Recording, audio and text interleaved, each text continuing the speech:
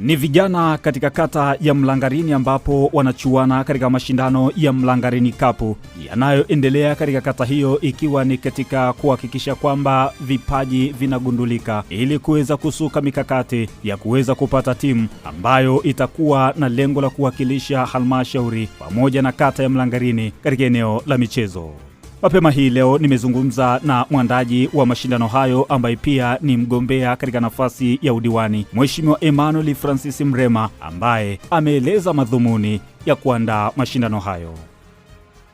Asante. Kwa majina yangu naitwa Emmanuel Francis Mrema, mgombea wa udiwani katika kata ya Mlangarini kwa tiketi ya Chama cha Mapinduzi.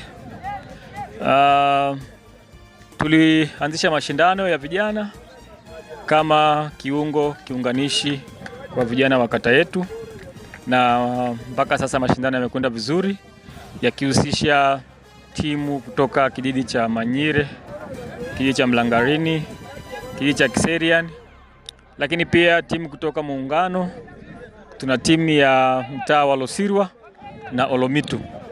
Leo ilikuwa ni mchezo kati ya timu ya Kiserian kwenye uwanja wa Kiserian na Manyire, na matokeo Kiserian wameshinda kwa magoli 2, Manyire hawakupata kitu.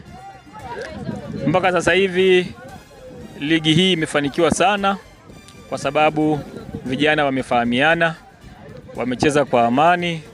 Tunamshukuru Mungu, hakuna matukio mabaya, hakuna waliopata majeraha. Mpaka sasa hivi vijana wote wako salama, lakini wameonyesha ari kubwa na ushirikiano katika sehemu nyingi ambazo tuseme zimewaunganisha. Vijana wamefahamiana, wanapendana, na tunaweka kabisa kwamba watakwenda kushirikiana katika miaka hii ijayo.